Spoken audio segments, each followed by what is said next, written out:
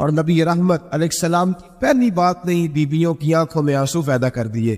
حضور فرمانے لگے سنو، جب کوئی عورت بچہ پیدا کر لیتی ہے تو رب اسے اتنا ہی درجہ دیتا ہے جتنا ایک شہید کو درجہ عطا کرتا ہے. اور فرمایا جب وہ عورت اس کا بچہ آ جاتا ہے، اب وہ رات کو روتا ہے، وہ اٹھتا ہے، پخانا اور پیشاب کرتا ہے، اپنے وجود کو آلودہ کر لیتا ہے.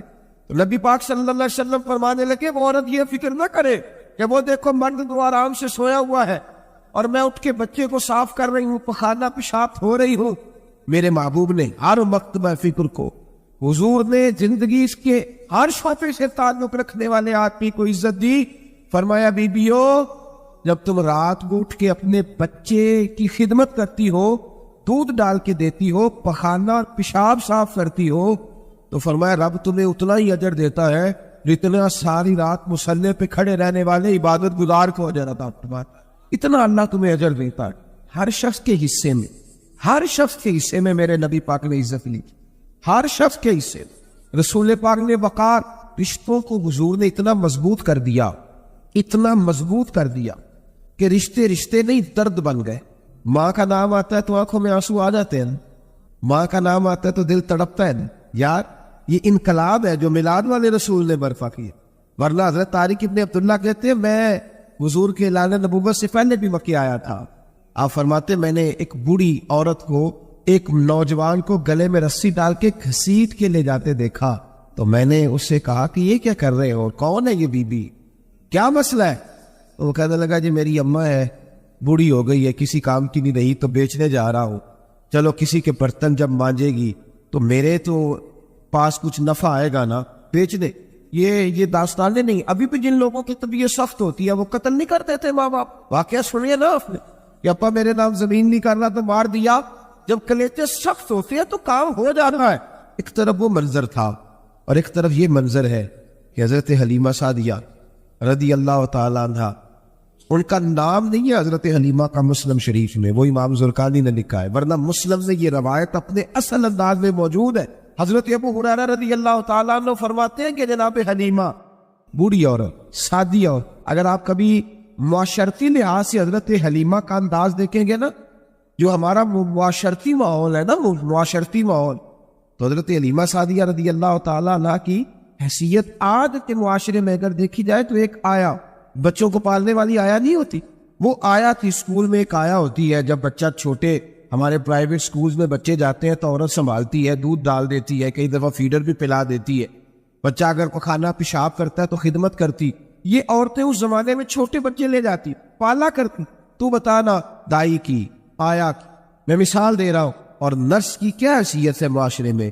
اور حضرت حلیمہ سعدیہ جب نبی پاک کو واپس لے کے آئی تھی تو چلو کچھ نہیں، لیکن نہ کچھ معاوضہ بھی انہیں حضرت عبد المطلب نے عطا کیا تھا. جناب آمنہ نے انہیں کچھ، ایک معنی یہ بھی ہو سکتا تھا کہ پیسے دے کے یہ کام کرایا، معنی ہو سکتا. آج جو گھر میں اماں برتن دھوتی ہے اس کی کیا حیثیت ہوتی، وہ تو بیچاری جن برتنوں کو دھو کے ہمیں دیتی ہے، بعد میں انہی برتنوں میں انہیں کھانا کھانے کی اجازت نہیں دے. لیکن میرے رسول پاک نے رشتوں کو عزت دے دی، اس طرح کی عزت دی، اس طرح کی عزت دی کہ جناب حلیمہ مسجد نبی کا دروازہ گزری ہی تھی کہ حضرت ابو ہریرہ فرماتے ہیں نبی پاک منبر پر اٹھ کے کھڑے ہو، رسول پاک کھڑے ہوئے، نبی پاک. میں کبھی کبھی یہ روایت دیکھتا ہوں تو میرا دل کرتا ہے میں اپنے آپ سے پوچھوں، میرا دل کرتا ہے میں اپنے یاروں دوستوں خطباء سے، واعظین سے، پیروں سے، مشائخ سے پوچھوں کہ تو بھی بتا، جب تو شاگردوں کو پڑھا رہا ہوتا ہے اور تیرے ابا جی آتے ہیں تو کبھی اٹھ کے کھڑا ہوا ہے اپنے جیسے لوگوں سے، اچھے علماء کی بات نہیں کرتا، کبھی سوال کرو. یہ بڑا مشکل کام ہوتا ہے، بڑا مشکل. یہ عالم دین تقریر کر رہا، والد آ جائے، بندہ اٹھ کے کھڑا ہو. لیکن رسول پاک نے عزتیں دی، وقار دیا. جناب حلیمہ داخل ہوئی تو حضور منبر پہ کھڑے ہوئے اور اتنی تیزی سے حضور آگے بڑھے، اپنی چادر اتارا اور پھر میرے رسول نے زمین پہ بچھایا اور پھر حضرت حلیمہ سعدیہ بیٹھ گئی. اور جناب ابو ہریرہ فرماتے جتنی دیر نبی پاک ان کے سامنے بیٹھے رہے اتحیات کی حالت میں بیٹھے. حضور نے رشتوں کو وہ وقار دیا، وہ حسن دیا کہ رشتے درد بن گئے ہیں. اب ماں کا نام دل میں بعد میں آتا ہے، زبان میں بعد میں آتا ہے، آنسو پہلے آتے ہیں. اب ماں کا رشتہ ایک وقار ہے، ایک حسن. الحاوی الفتاوی میں امام جلال الدین سیوطی رحمت اللہ لکھا ہے فتح مکہ کے بعد نا کمال ہو گیا. وَرَأَيْتَ النَّاسَ يَدْخُلُونَ فِي دِينِ اللَّهِ أَفْوَاجًا. فوجوں کی فوجیں دین میں ایک زمانہ تنہائیوں کا ہوتا ہے، ایک عروج کا ہوتا ہے، عروج کے زمانے میں بڑے تعلق، بڑے رش، بڑی باتیں۔ اب حال یہ تھا فتح مکہ کے بعد کہ پہلے تو ایک آدھ آدمی کلمہ پڑھتا تھا، فوجوں کی فوجیں آتی۔ ایک دن نہ نبی پاک نماز پڑھانے آئے مسجد، میرے نبی پاک صلی اللہ علیہ وسلم جب مسجد میں آئے تو مسجد کھچا کھچ بھری ہوئی، گلیاں بھی بھری، 10,000 کے قریب لوگ مدینے میں جمع، حضور کے پیچھے نماز پڑھنے کے۔ پڑھیے صلی اللہ علیہ وسلم۔ نبی پاک صلی اللہ علیہ وسلم تشریف لائے نا، جیسے ہی مسجد میں داخل ہوئے تو 10,000 کا مجموعہ اٹھ کے کھڑا ہو گیا۔ ہمارے لیے لوگ کھڑے ہوتے ہیں تو ہماری آنکھیں پردم نہیں ہوتی، بلکہ ہم اپنا حق سمجھتے، ہم کہتے ہیں ان کا بنتا ہے کھڑے ہونا۔ حالانکہ بھائی دنیا سب کے لیے کھڑی نہیں ہوتی، جب کوئی کھڑا ہونا تو نظر جھک جانی چاہیے، اور تیرے دل میں خیال آنا چاہیے کہ یا اللہ مجھ پہ رحم بھی رکھنا، اے اللہ میری پردہ پوشی کر، یا اللہ یہ تیری دی ہوئی عزت ہے، مہربانی کر، خفیہ تدبیر سے محفوظ فرما۔ کہ ہمیں احساس نہیں ہوتا الا ماشاءاللہ۔ اللہ کے محبوب داخل ہوئے تو 10,000 کا مجمع کھڑا ہو، 10,000 آدمی کھڑا ہو تو ایک کیف بنتا ہے، تو میرے جیسا آدمی تو ویسکوٹ سیدھی کرنے لگ جاتا ہے نا کہ بڑی شان ہے جناب، کالر ٹھیک کر لو، دستار سیدھی کر لو، کیا بات۔ اتنے لوگ بھی کبھی کسی کے گاڑی کے پیچھے بھاگے، لیکن نبی پاک کا انداز کیا تھا؟ رسول پاک کی آنکھوں میں آنسو۔ 10,000 آدمی کھڑا ہوا، حضور رو پڑے، اور اتنا روئے کہ جناب ابو ہریرہ رضی اللہ تعالیٰ عنہ فرماتے کہ میں نے نبی پاک کے سینے سے آواز نکلتی دیکھی۔ جب آدمی زیادہ روتا ہے تو سینے سے آواز آتی، حضور روئے کہ سینے سے آواز آئی۔ آپ فرماتے پھر حضور نے آنسو پوچھے، پھر نماز مکمل ہوئی۔ جب لوگ چلے گئے تو حضرت ابوبکر صدیق اٹھ کے قریب گئے، کہا یا رسول اللہ صلی اللہ علیہ وسلم آج کوئی وجہ نہیں تھی رونے کی، آپ آئے ہیں اور رونا شروع کر دیا۔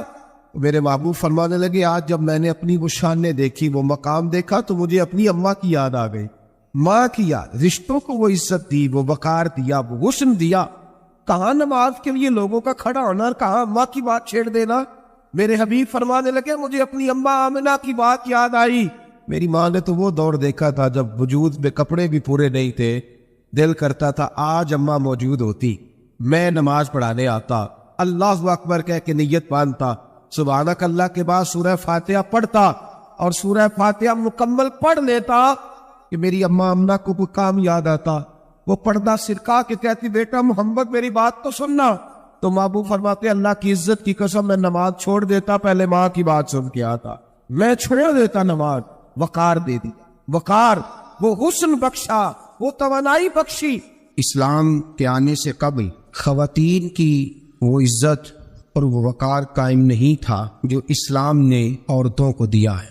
ایک پہلو عورت کا یہ ہے کہ نبی پاک علیہ السلام نے فرمایا یہ ٹیڑھی پسلی سے نکلی ہے، پہلا پہلو یہ ٹیڑھی پسلی سے نکلی ہے، یہ ٹیڑھی ہے، تم اگر سیدھی کرنے کی کوشش کرو گے تو ٹوٹ تو جائے گی لیکن سیدھی نہیں ہوگی، ہے ہی ٹیڑھی۔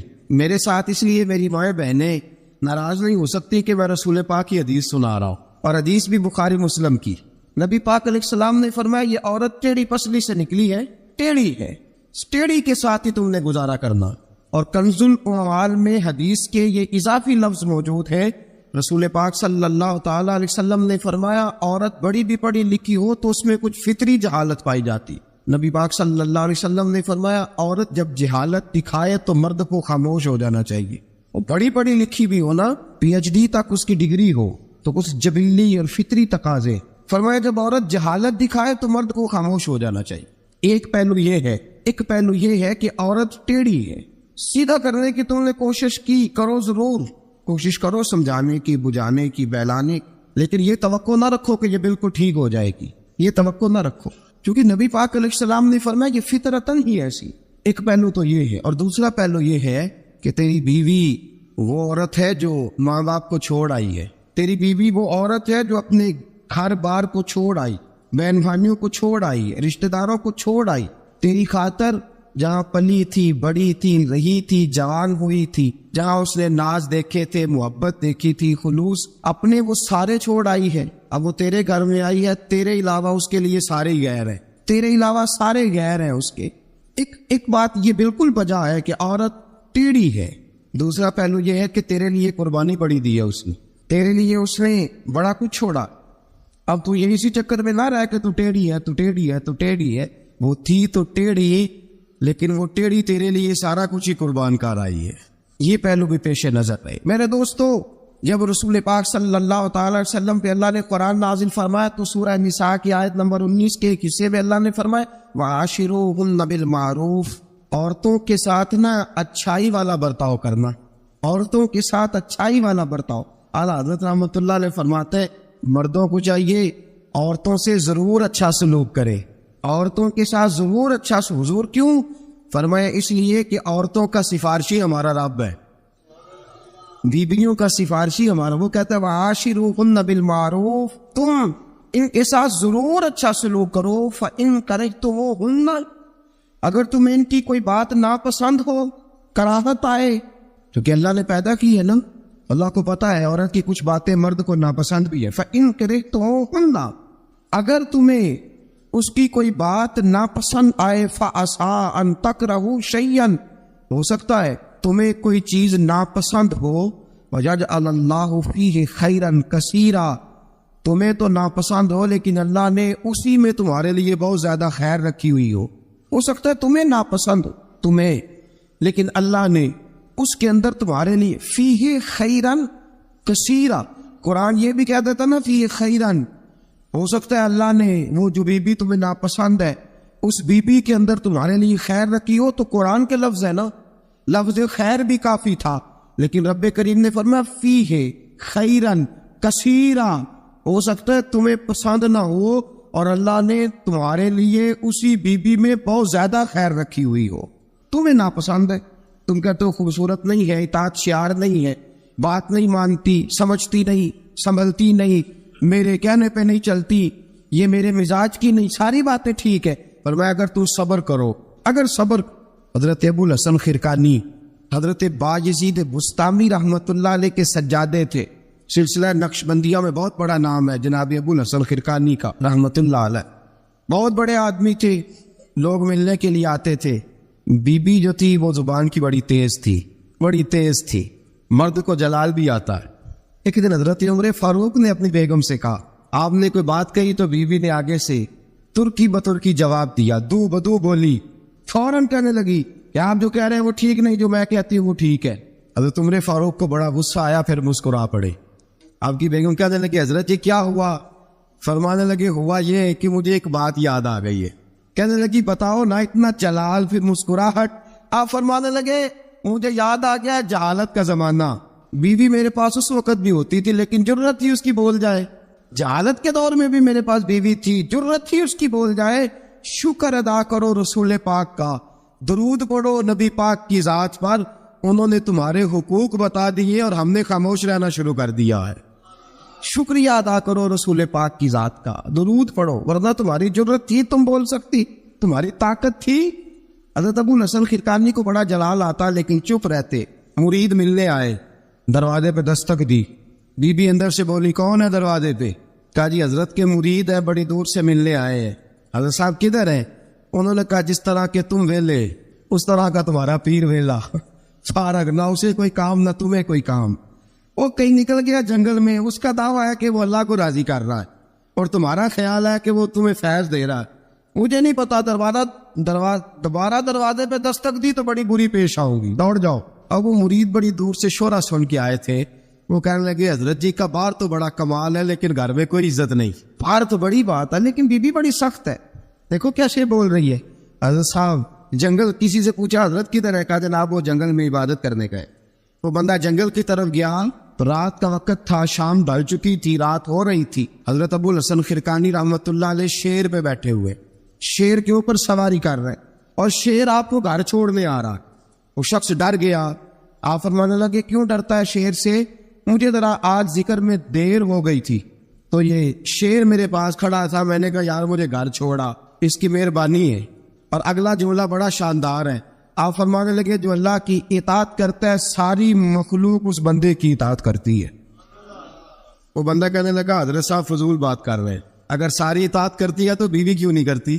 دل میں خیال آیا نا، وسوسہ آیا کہ اگر ساری جو اللہ کی جو بندہ اطاعت کرے، اب شیر پہ بیٹھ کے نصیحت کر رہے اور دل کے اندر سوچ رہا ہے کہ عجیب عالم ہے، عجیب معاملہ ہے کہ شیر بات مانتا ہے، شیر کو رام کرنا، اور شیر، وہ ایک دفعہ چڑیا گھر کا شیر کھل گیا تو اعلان ہو گیا جی سارے لوگ دوڑ جائیں، شیر کھول گیا تو دوڑ گئے تھے سارے، میں بھی تھا، دوڑ گئے۔ تھوڑی دیر کے بعد اعلان ہوا جی شیر پنجرے میں قید کر دیا گیا۔ ابھی شیر بڑی بات ہے نا، درندہ ہے، بچنا چاہیے، جان بچانا فرض ہے۔ ایک بندہ شیر پہ بیٹھا ہے اور گھر کا حال یہ ہے کہ بی بی اتنے سخت جولوں سے اس کا تعارف کراتی ہے۔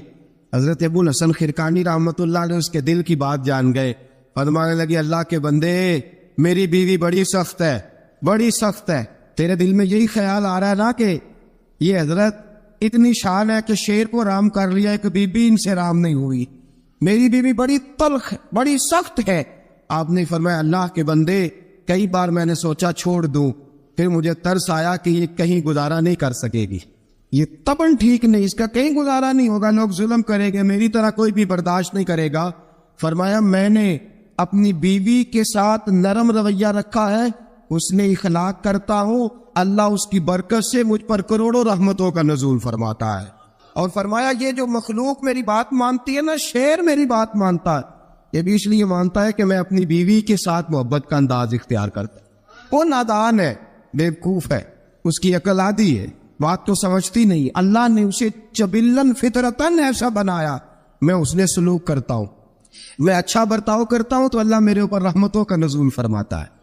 بات یاد رکھے، میں اختلاف نہیں کرتا، عورت کو مارنا جائز ہے، مرد اسے مار سکتا ہے، اگر بات نہ مانے تو نبی کریم صلی اللہ علیہ وسلم نے فرمایا نہ مانے تو پہلے بستر الگ کر دو، اگر پھر بھی نہیں مانتی اس سے الگ ہو جاؤ، لیکن گھر کے اندر پھر بھی بات نہیں مانتی تو اس طرح مارو کہ نہ اس کے چہرے پہ اور نہ اس کے وجود پر زخم آئے، اتنی کم ضرب لگاؤ، تادیباً تنبیہاً مارو، مارنے کے لیے نہ مارو کہ جس طرح مارا جاتا ہے جانور کو یا مارا جاتا ہے جلال میں، کس تنبیہاً تادیباً، اس طرح نبی پاک علیہ، لیکن سید عالم صلی اللہ تعالیٰ علیہ وآلہ وسلم نے یہ ساری باتوں کی اجازت دی، لیکن میرے دوستو اجازت دی ہے، اجازت اور ہے، لیکن میرے محبوب کی سنت اور ہے، اجازت اور ہے، سنت اور۔ رسول پاک صلی اللہ علیہ وسلم نے تادیباً تنبیہاً مارنے کی اجازت دی، لیکن حضور کی 11 بیویاں تھی، کسی کو کبھی نہیں مارا۔ تادیباً تنبیہاً اجازت تو دے دی، لیکن سیرت کیا ہے، سنت کیا ہے، حضور نے کبھی مارا، اجازت دی ہے، یہ بالکل حدیث سے صحیح سے ثابت ہے، ہم انکار نہیں کرتے، لیکن خود نبی پاک علیہ السلام کی سنت یہ نہیں ہے۔ میرے محبوب کا عورت کا سب سے پہلا حق یہ ہے کہ اس سے درگزر کی جائے، درگزر کرو، اگر درگزر نہیں کرو گے تو ٹائم پاس نہیں ہوگا، وقت نہیں گزرے گا، کیونکہ ہر بیوی ہی ٹیڑھی ہے، ہر بیوی۔ میرے ابا جی مرحوم ایک جملہ کہا کرتے تھے، میری اماں جی اس کی تائید کیا کرتی تھی، مجھے بڑا یاد ہے، وہ ہم بھائیوں کو جب کبھی جھگڑا ہوتا تھا نا، میاں بیوی کا ہو بھی جاتا ہے جھگڑا، رسول پاک علیہ السلام کا بھی ہو جاتا تھا، تو یہ محبت کی لڑائی ہوتی ہے، تو ایک جملہ کہا کرتے تھے، فرمایا کرتے تھے تم اپنی بیویوں سے اس لیے اچھا سلوک کرو کہ تمہاری بہنوں کے ساتھ بھی اچھا کیا جائے گا۔ یہ اگر فطرتاً بیوی ٹیڑھی ہے تو بہن بھی تو ٹیڑھی ہے نا، فطرتاً عورت ہے نا وہ بھی ایک۔ اگر تم سمجھتے ہو کہ تمہاری بیوی کے ساتھ اچھا سلوک کیا جائے تو یہ اپنی تمہاری بہن کے ساتھ اچھا سلوک کیا جائے تو یہ معاملہ اپنی بیوی کے ساتھ بھی روا رکھو نا، الجزاء الاحسان الا الاحسان، اللہ احسان کا بدلہ احسان ہی عطا فرمایا کرتا ہے۔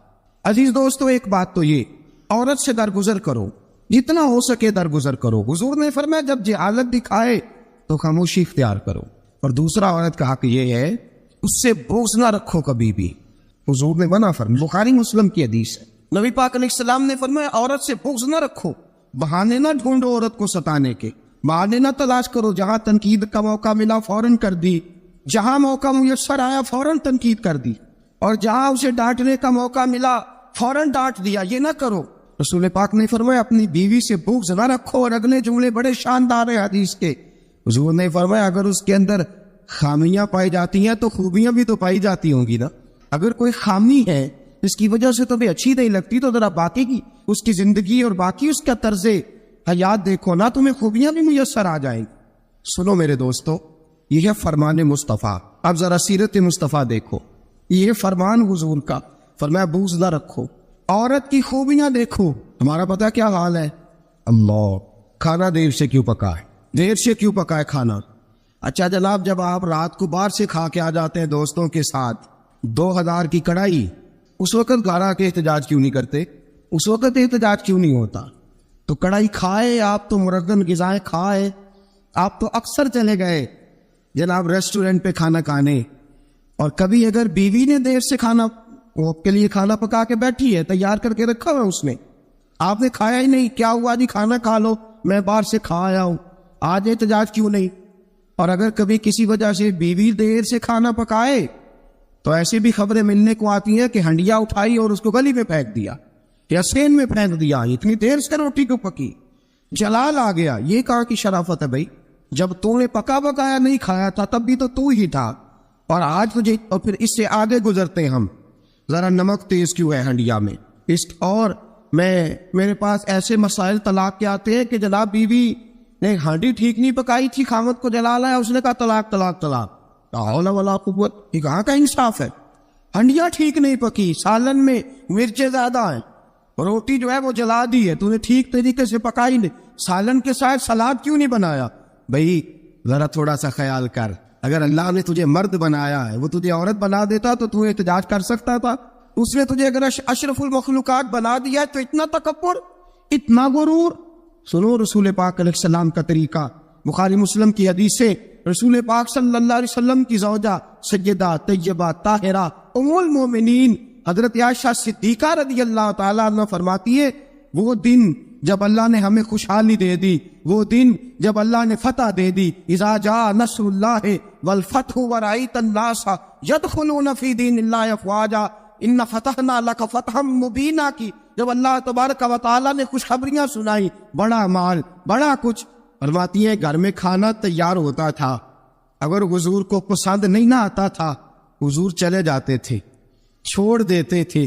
फरमाती है मैंने पूरे 9 साल में एक बार भी ऐसा नहीं देखा कि रसूल पाक ने पके हुए सालन में से नक्श निकाला हो, हुजूर ने कभी नक्श निकाला हो, कभी। हम बाज ही नहीं आते, मेहमान जाएंगे किसी के घर, उसे कहेंगे यार जरा नमक लाना थोड़ा सा, यानी तो मेहमान गया किसी के घर और तू अपने मेजबान को ये बता रहा है कि तुम्हें तो नमक डालने का तरीका नहीं आता। हम इंसल्ट करते हैं मेजबान की, जरा नमक लाइएगा थोड़ा सा।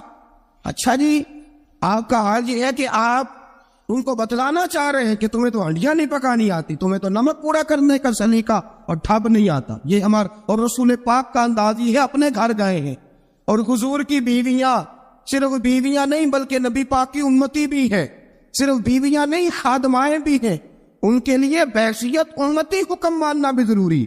और जितनी नफासत और जितना हुस्न नबी पाक की तबीयत में था किसी की तबीयत में हो ही नहीं सकता। बावजूद इसके सैयदा फरमाती है खाना पसंद नहीं आया तो छोड़ दिया, नहीं खाया, लेकिन रसूल पाक ने कभी नक्श निकाला। और यहाँ इस बात पे तलाकें हो रही। अगली हदीस सुनिए, हज़रत आयशा सिद्दीका फरमाती हैं हुजूर घर आए, कहा आयशा कुछ खाने को है, मैंने कहा हुजूर सिरके का सालन बनाया, और हुजूर सही बना भी नहीं, दिल में ख्याल आ रहा, ये तो बता दिया कि सिरके का सालन, और तबीयत ये कहती थी कि सही बना हुआ नहीं है, सही बना भी नहीं और फिर बना भी जल्दी में है और वो इस काबिल नहीं कि मैं पेश कर सकूं।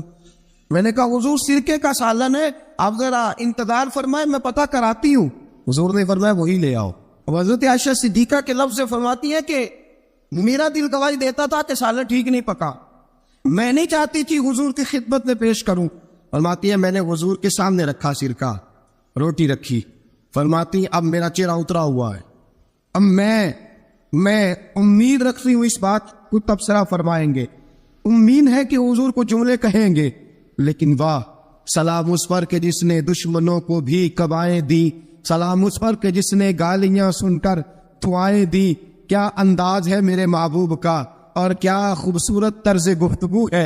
हजरत आयशा फरमाती है हुजूर ने लुकमा मुंह में डाला, जैसे ही अंदर लुकमा गया मैं मुंतजर थी कि तबसरा आएगा, हुजूर बोल ले, लब खोल ले, हिकमत के मोती रोल ले। और हुजूर ने क्या फरमाया, फरमाया आयशा क्या खूब सालन पकाया है, क्या लजीज सालन पकाया है, क्या बात है आज तो खाने की, आज तो क्या बात है। हजरत आयशा सिद्दीका रज़ियल्लाहु ताला अन्हा फरमाती है मैं जरा सा अपना चेहरा मदम करके, जरा सा चेहरा मदम करके पीछे हटी, फरमाती है मैंने रुख फेरा तो मेरी आंखों में आंसू आ गए, मैं रो पड़ी और मेरे दिल में ख्याल आया कि आयशा तेरे कितने बड़े मुकद्दर हैं, खुदा ने तुझे ऐसा सरताज और ऐसा शौहर दिया है, कायनात में न पहले किसी को ऐसा मिला है न कयामत तक दोबारा ऐसा मिल सकेगा, ऐसा कोई महबूब कहीं देखा न कहीं है, بیٹھا ہے چٹائی پہ مگر عرش نشیں ہے، اور ملتا نہیں کونین کو کیا کیا تیرے در سے ایک لفظ نہیں ہے جو تیرے لب پہ نہیں ہے۔ دوستو، حضرت عائشہ پکانے والی بی بی کہہ رہی ہے کہ صحیح نہیں پکا، اس قابل نہیں کہ خدمت اقدس میں پیش کر سکوں، لیکن میرے محبوب کا طریقہ دیکھو ہمارا کیا حال ہے، ہمارا کیا حال ہے۔ اور بڑی معذرت کے ساتھ، آپ میرے اپنے ہیں، آپ سے ایک بات شیئر کرتا ہوں، ہم تو باہر کا غصہ بھی گھر جا کے نکالتے ہیں، ہم تو اپنے سر کا غصہ بھی، اپنے مینیجر کا غصہ بھی، اور جناب اپنے آفیسر کا غصہ بھی گھر جا کے بیوی پہ نکالتے ہیں، اس لیے کہ گہری جگہ پہ پانی ذرا جلدی آ جاتا ہے نا، یہ جملے ٹھیک نہیں۔ حضرت عائشہ صدیقہ فرماتی ہیں حضور جب بھی گھر کا دروازہ کھولتے تھے، اور آپ جانتے ہیں میرے رسول پاک کو دنیا میں سب سے زیادہ غم آئے، سب انبیاء سے زیادہ دکھ نبی پاک علیہ السلام نے برداشت کیے، حدیث صحیح سے ثابت ہے، لیکن باوجود اس کے فرماتے ہیں جب بھی گھر کا دروازہ کھلا حضور آئے، نبی پاک مسکراتے ہوئے گھر میں داخل ہوئے، حضور مسکرات۔ بعض تو ایسے نادان دوست ہیں کہ گھر میں گئے نہیں اور کرفیو لگا نہیں، بس جناب یہ کیا ہوا، یہ کوئی ڈکٹیٹر گھر میں آیا، یہ کوئی آمر کھپا، کوئی ہلے نہیں، کوئی بولے نہیں، کوئی بچہ بات نہیں کرے، کسی کی ضرورت نہیں، خبردار کوئی بندہ بولے نا، بالکل۔ رسول پاک کی ساری ازواج مطہرات 9 کی 9 بیویاں اکٹھی ہو کے حضور کے گرد بیٹھ گئی، ایکا کر لیا ساری اکٹھی۔ اب مطالبہ کیا ہو رہا ہے؟ مطالبہ ہو رہا ہے جناب خرچے زیادہ ہیں، آپ پیسے کم دیتے ہیں، یہ مطالبہ ہو رہا۔ اور نبی کریم صلی اللہ علیہ وسلم گردن مبارک جھکائے باتیں سن رہے ہیں۔ حضرت فاروق اعظم آ گئے، حضرت فاروق اعظم کی اپنی صاحبزادی بھی تھی، پردے کی آیات آنے سے قبل کا واقعہ ہوگا یقیناً۔ جب تشریف لائے اندر داخل ہوئے اور بیویوں نے دیکھا کہ جناب عمر آ گیا تو دوڑ گئی ساری، کوئی اس دروازے کے پیچھے چھپ گئی، کوئی اس حجرے میں چلی گئی، کوئی اس حجرے میں چلی گئی۔ حضرت عمر کہنے لگے تمہیں تمہاری مائیں روئے، اللہ کے نبی کے سامنے مطالبے کرتی ہو اور عمر سے شرم کرتی ہو، تمہیں تمہاری مائیں روئے، اللہ کے نبی کا بھی حیا کرو۔ حضرت حفصہ جناب فاروق اعظم رضی اللہ تعالی عنہ کی صاحبزادی ام المومنین سیدہ حفصہ رضی اللہ تعالی عنہ پردے کی اوٹ سے چہرہ نکال کے کہنے لگی آپ تو جلالی بڑے ہیں، ڈر لگا ہے، آپ کا تو درہ ہر وقت تیار رہتا ہے نا، ہم دوڑ آئی ہیں، لیکن نبی پاک کے پاس اگر گھنٹوں بھی بیٹھی رہے وہ اتنے کریم ہیں، ناز ہی اٹھاتے رہتے ہیں، حضور ناز ہی اٹھاتے چلے جاتے۔ نبی کریم صلی اللہ علیہ وسلم ناز اٹھاتے اس لیے ہم ناز دکھاتی ہیں، حضور ناز اٹھاتے اس لیے ہم ناز دکھاتی۔ حضرت عمر فاروق رضی اللہ تعالیٰ عنہ کو خواتین نے یہ جواب دیا، گویا حضور کی سیرت کا وہ مشترکہ پہلو جو ان 9 ازواج مطہرات کی مشترکہ روایت ہی پیش کی۔ انہوں نے کہا ہم سب کا متفقہ موقف یہ ہے کہ حضور بڑے کریم ہیں، نبی پاک باہر بھی مہربان ہیں، گھر کے اندر بھی بڑے مہربان ہیں، حضور بڑی محبت فرمات، حضور بڑی مہربانی۔ تو میرے دوستو عورت سے درگزر کرنا، اس کے ناز اٹھانا۔ پھر اگلی بات یہ ہے کہ عورت کا حق کی زوجیت ادا کرنا فرض ہے، فرض ہے۔ اب چونکہ شرعی مسئلہ ہے، توجہ طلب امر ہے، حضور نے فرمایا جو مرد اس قابل ہو شادی ہی وہ کرے۔ حضرت عثمان بن مظعون رضی اللہ تعالیٰ عنہ کے بارے میں حضور کو پتہ چلا کہ تو ساری رات نماز پڑھتا رہتا ہے، نفل پڑھتا رہتا ہے ساری رات۔ نبی کریم صلی اللہ علیہ وسلم نے حضرت عثمان بن مظعون رضی اللہ تعالیٰ عنہ سے فرمایا میں نے سنا ہے تو سارا دن روزہ رکھتا ہے، ساری رات نفل پڑھتا ہے۔ حضور ہاں، رب کو راضی کرتا ہوں۔ پر میں اللہ کے بندے تیرے لیے میرا اسوہ حسنہ زیادہ اہمیت کا حامل ہونا چاہیے، میں روزہ بھی رکھتا ہوں، افطار بھی کرتا ہوں، میں نماز بھی پڑھتا ہوں اور آرام بھی کرتا ہوں، میں اپنی بیوی کے پاس بھی جاتا ہوں، اس کے حقوق بھی ادا کرتا ہوں۔ فرمایا میں وہ سارے کام کرتا ہوں جو تجھے کرنا چاہیے۔ رسول پاک علیہ السلام نے فرمایا سن، تیرے ماں باپ کا بھی تجھ پہ حق ہے، تیرے وجود کا بھی تجھ پہ حق ہے، تیری آنکھ کو آرام کی ضرورت ہے، اس کا بھی تجھ پہ حق ہے۔ اور حضور نے فرمایا ساری رات نماز نہ پڑھا کر، تیری بیوی کا بھی تجھ پہ حق ہے، وہ تجھے ادا کرنا ہے۔ اللہ کی بارگاہ میں وہ جا کے سوال کرے گی، وہ تیرا گریبان پکڑے گی، تجھے ان چیزوں کا خیال رکھنا۔ حضرت عمر فاروق رضی اللہ تعالیٰ عنہ نے فرمایا تھا کوئی فوجی 4 مہینے سے زیادہ اپنے گھر سے غیر حاضر نہ رہے، بیوی کا حق ہے اس کے پاس آئے، اس کو وقت دے، اس کو وقت دے۔ جو لوگ ملک سے باہر رہتے ہیں نا، چلو بامر مجبوری ہے، مجبوری کے معاملات ہے، ان کو اپنی بیویوں کو زیادہ شکر گزار ہونا چاہیے، زیادہ شکر گزار ہونا چاہیے۔ حضرت فاروق اعظم رضی اللہ تعالیٰ عنہ نے فرمایا وہ خامد بڑا خوش نصیب ہے جو گھر میں نہیں رہتا لیکن اس کی بیوی پھر بھی باحیا رہتی ہے، اور اس اپنے خاوند کے بستر کو وہ کبھی آلودہ نہیں ہونے دیتی. چاہیے نا خاوند کو کہ وہ حسن سلوک کا مظاہرہ، میں نے بات شروع میں کی، جس کی قربانیاں زیادہ اس کے ساتھ اظہار محبت بھی زیادہ ہونا چاہیے. عزیز دوستو، اس سے آگے چلیے. نان و نفقہ، رسول پاک علیہ السلام نے فرمایا جس طرح اپنے کپڑے پہنو اسی طرح اپنی بیوی کو بھی پہناؤ. جس طرح کا کھانا اپنے لیے پسند کرتے ہو اس طرح اپنی بیوی کے لیے بھی. میں نہیں آپ سے کہتا کہ آدھی کڑھائی دکان پہ کھائیں آدھی گھر لے کے جائیں، میں یہ نہیں کہتا، لیکن میں رسول پاک صلی اللہ علیہ وسلم کی حدیث سے آپ کو آگاہ کر رہا ہوں. سید عالم صلی اللہ تعالی علیہ وسلم نے فرمایا جو کھاؤ وہی بیویوں کو بھی کھلاؤ، جو پہنو وہی بیویوں کو بھی. اب سنیے اس سے اگلے لفظ حضور کے، نبی پاک علیہ السلام نے فرمایا ایک دینار وہ ہے جو بندہ اپنے غلام کو دیتا ہے، بڑی بات ہے. ایک دینار وہ جو اللہ کی راہ میں صدقہ دیتا ہے. ایک دینار وہ جو بندہ اپنے دوست احباب کی خدمت کر. فرمایا یہ سارے ہی دینار خرچ کرنا بڑے اچھے ہیں، لیکن فرمایا سب سے زیادہ ثواب اسے اس دینار کا ملے گا جو وہ اپنی شریک حیات اپنی بیوی پہ خرچ کرے گا. سب سے زیادہ اسے اس کا اجر ملے گا جو اپنی بیوی پہ وہ پیسہ خرچ کرے گا، سب سے زیادہ اس پہ اجر ملے گا. ایک ہے نان و نفقہ، اور اعلیٰ حضرت نے لکھا کچھ اضافی خرچہ بھی دو اسے، اور جب اسے تھوڑا بہت اضافی خرچہ دو تو بعد میں حساب بھی نہ مانگو.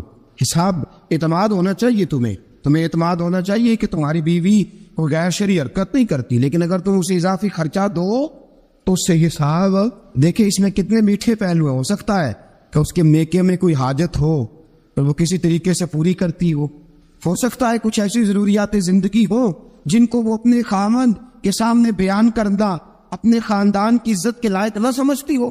اسے دو خرچہ اضافی، لیکن بعد میں اسے استفسار نہ کرو. ہاں اگر تمہیں شک ہے تو کوئی ایسا کام ہو رہا ہے جو گھر کی عزت کے خلاف ہے، پورا اختیار حاصل ہے تمہیں بات کرنے. جاگیے ذرا، آنکھ کھولیے اور میری بات بڑی توجہ سے سنیے. نبی کریم صلی اللہ تعالی علیہ وسلم نے فرمایا اس پر مال خرچ کرو. اور ایک اور شرعی مسئلہ آپ کو بتا دوں، خاوند ہو کنجوس،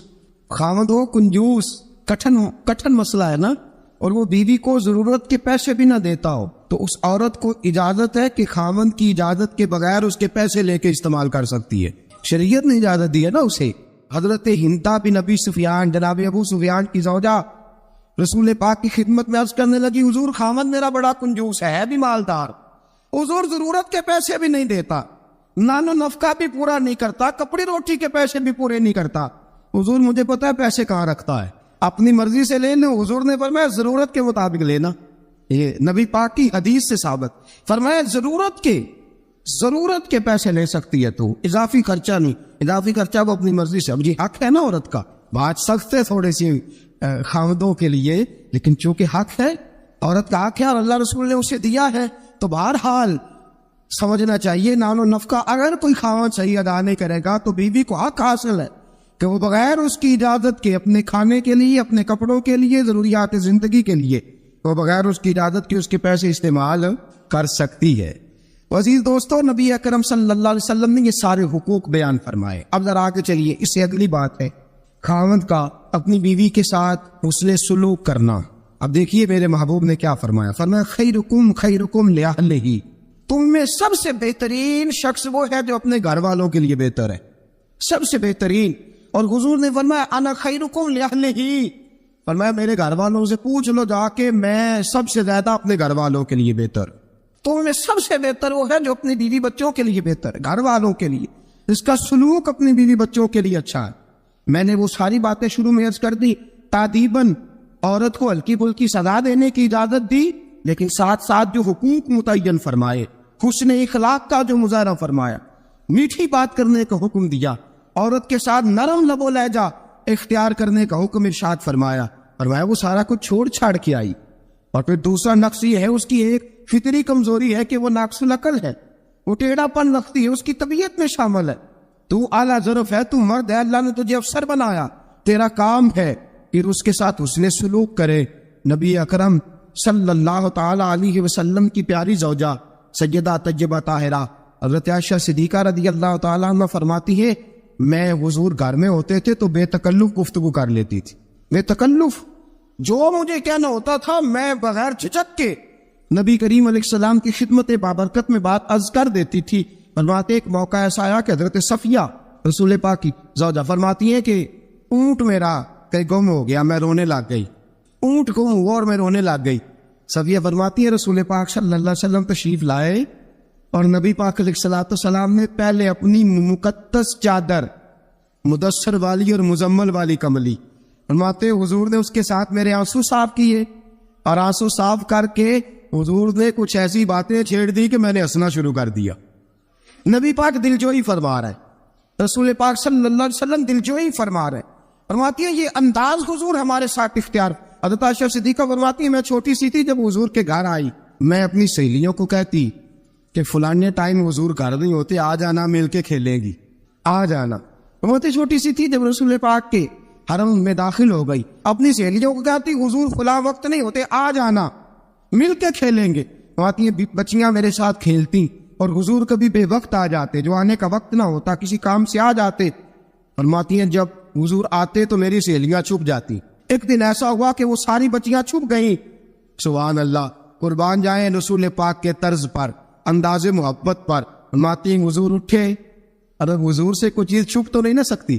اور حضرت فرماتے ہیں اور کوئی غیب تم سے نہا ہو بھلا جب خدا ہی نہ چھپا رہا، جب خدا ہی نہ چھپا، جب اللہ نہیں چھپا تو اور کیا چیز چھپے گی۔ نبی پاک نے جب اپنے رب کا دیدار کر لیا اللہ کے کرم سے تو باقی پیچھے کیا رہ گیا؟ حضور سے کچھ، حضور اٹھتے اور جس دروازے کے پیچھے کوئی بچی چھپی ہوتی حضور اسے پکڑ کے لاتے، لا کے حضرت عائشہ فرماتی میرے پاس بٹھاتے، پھر دوسری کو پکڑ کے لاتے، تیسری کو، چوتھی کو، پانچویں کو، سب کو پکڑ کے لاتے، اور رسول پاک فرماتے جانا نہ، جب تک تمہارے پاس موقع ہو عائشہ کے ساتھ کھیلتی رہنا، جانا نہیں، جانا نہیں۔ حضرت عائشہ فرماتی ہے میری سہیلیاں گھر جا کے، اپنے گھر جا کے وہ بتلایا کرتی تھی کہ عائشہ بڑے نصیبوں والی ہے، عائشہ بڑے مقدروں والی ہے، ایسا گھر والا ملا ہے جو اس کے کھیلنے کا بھی خیال رکھتا ہے، جو اس کی تفریح کا بھی خیال۔ رسول اکرم صلی اللہ تعالی علیہ وسلم کا انداز دیکھیے نا۔ حضرت عائشہ صدیقہ فرماتی ہے مسجد نبوی میں حبشی بچے نیزوں سے کھیل رہے تھے، نیزوں کے ساتھ کھیل رہے تھے، اور نبی پاک علیہ السلام نے فرمایا عائشہ ادھر آؤ، بچے حبشی مسجد کے دروازے پہ نیزوں کے ساتھ کھیل رہے ہیں، کھیل دیکھو گی؟ عائشہ صدیقہ فرماتی ہے میں نے کہا حضور دیکھوں گی۔ تو رسول پاک صلی اللہ تعالی علیہ وسلم نے نا اپنے جبہ مبارک کے اندر، اپنی چادر مبارک کے اندر مجھے چھپا لیا، میری صرف آنکھیں نظر آتی تھی۔ فرماتی ہے میں نبی پاک علیہ الصلوۃ والسلام کے مقدس مغل مبارک کے اندر چھپی وہ کھیل دیکھتی رہی، دیکھتی رہی، دیکھتی رہی اور محظوظ ہوتی رہی۔ حضور نے فرمایا عائشہ بس کریں اب۔ فرماتی ہے میں نے کہا نہیں ابھی اور دیکھنا ہے۔ فرماتی ہے رسول پاک کے لفظ ہیں بس کریں اور دیکھنا ہے۔ فرمایا حضور پھر کھڑے رہے۔ رسول پاک کی چاہت اور حضرت عائشہ صدیقہ کی چاہت، جب نبی پاک نے بحیثیت شوہر اپنا اسوہ حسنہ پیش کیا تو کس انداز میں پیش کیا؟ فرمایا نہیں جب تک تو کہے گی میں کھڑا دکھاتا رہوں گا۔ حضرت عائشہ صدیقہ رضی اللہ تعالی عنہا فرماتی ہیں جب تک میں دیکھتی رہی رسول پاک میری خواہش کے لیے کھڑے رہے۔ دو جہاں کے بادشاہ، دو جہاں کے والی، فرماتے ہیں کہ بی بی اس کی چاہت کے لیے حضور کتنی دیر کھڑے رہے۔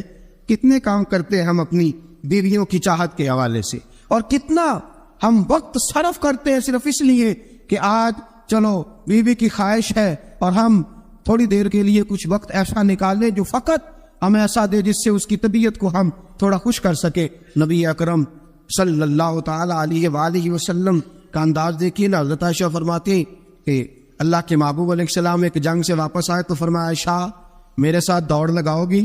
ہم سمجھتے ہیں تہذیب کے خلاف ہے، میں تو بڑا مہذب ہوتا ہوں جی، میں بڑا مہذب آدمی ہوں۔ اور ایک اور مصیبت ہے ہمارے ہاں، نبی پاک صلی اللہ علیہ وسلم عورتوں کے ساتھ گھر کا کام کاج بھی کراتے تھے۔ کیا خیال ہے آپ کا؟ عورتوں کے ساتھ گھر کا کام کاج بھی کیا خیال ہے آپ کا؟ ویسے یہ سنت ہے نا نبی پاک صلی اللہ علیہ وسلم، آپ کو جتنا مرضی کوئی تانا دے کہ یہ بیوی کا مرید ہو گیا ہے، جورو کا غلام ہو گیا ہے، آپ کہہ سکتے ہیں میں مصطفیٰ کی سنت ادا کر رہا ہوں، میں نبی پاک صلی اللہ علیہ وسلم کی۔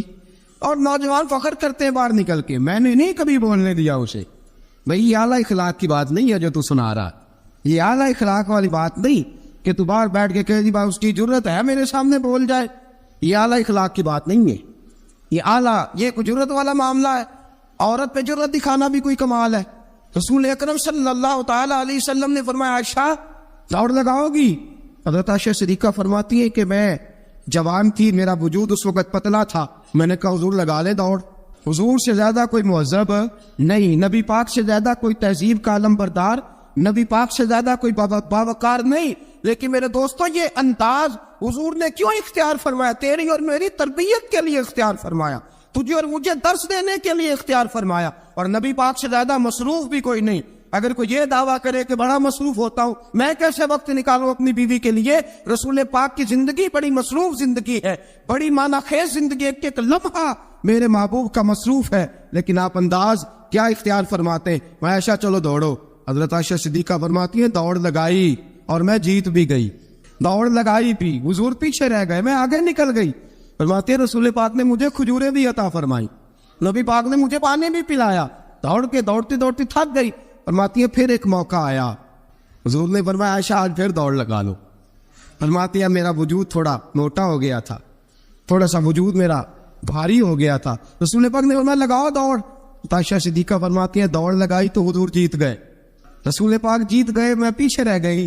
حضور نے فرمایا عائشہ یہ پچھلی دفعہ کا بدلہ ہو گیا، میں نے آج تمہیں کہا ہی اس لیے تھا کہ مجھے پتا تھا آج ہار جاؤ گی.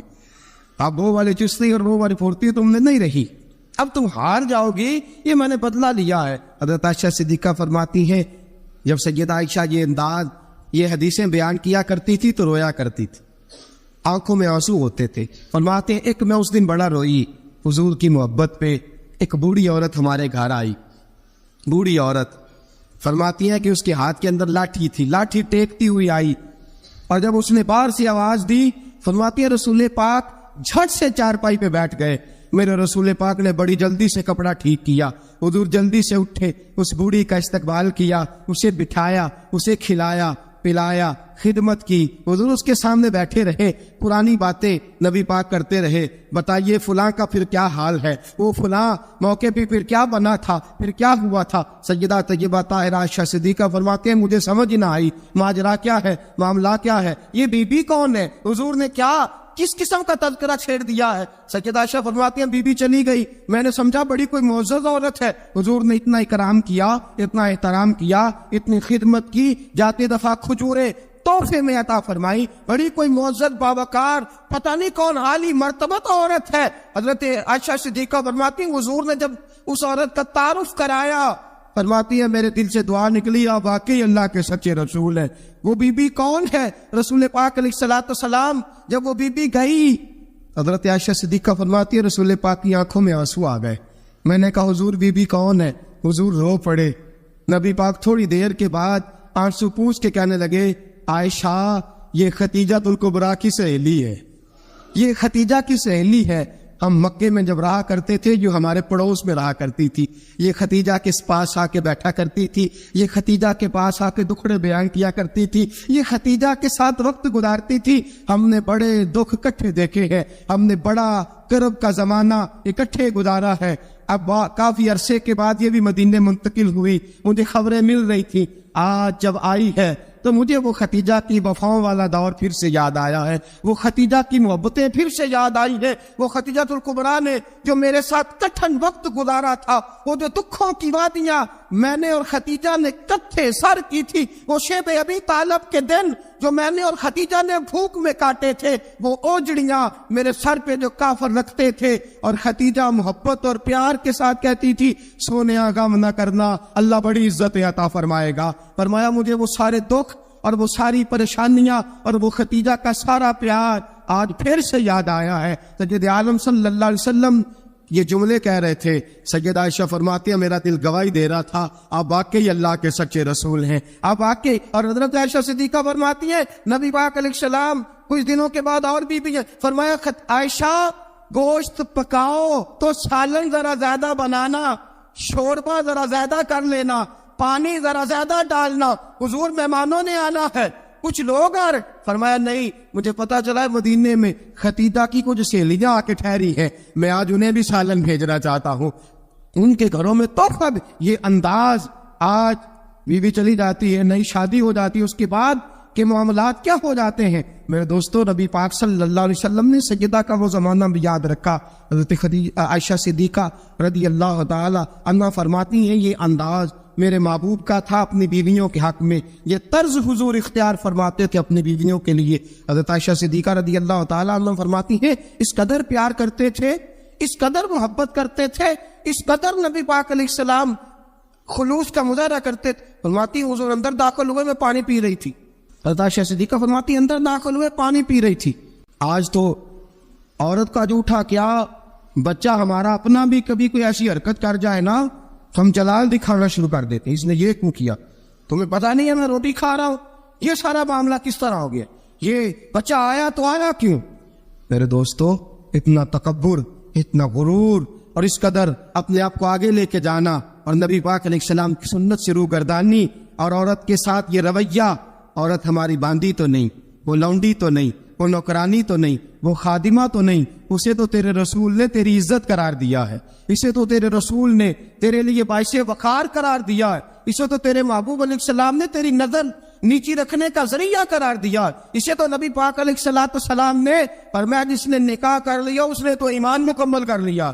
گویا عورت نے تو آ کے تیرے ایمان کی تکمیل کر دی. یہ ساری باتیں رسول پاک صلی اللہ علیہ وسلم نے عورت کے حقوق میں بیان فرمائی. حضرت عائشہ صدیقہ فرماتی حضور آئے، میں پانی پی رہی تھی پیالے میں، داخل ہوئے، فرماتی ہیں کہ پانی تو گھڑے میں اور بھی موجود تھا. سید عالم صلی اللہ تعالی وسلم نے فرمایا عائشہ پیالے میں کچھ پانی چھوڑ دینا. میں نے کہا حضور پانی ہے. فرمایا نہیں وہ والا نہیں، پیالے میں کچھ پانی چھوڑ دینا. حضرت عائشہ صدیقہ فرماتی ہے میں نے چند گھونٹ اور پانی پیے چھوڑ دیا. رسول پاک آئے، فرمایا لاؤ میں پانی پیوں گا، لاؤ. رسول پاک نے جب میرا جھوٹا پینے کا فیصلہ کیا تو فرماتی ہیں کہ میں سمجھتی تھی آج مجھ سے زیادہ باعزت کوئی نہیں، آج اتنی عزت اتنا وقار کائنات میں کسی کا نہیں اتنا مجھے مل رہا. حضور میرا جھوٹا پانی پینے لگے، فرماتی ہیں پھر رک گئے. حضور نے فرمایا عائشہ یہ بتا تو نے کہاں سے پانی پیا تھا؟ اس جگہ کا تعین کر جہاں سے تو نے پانی پیا.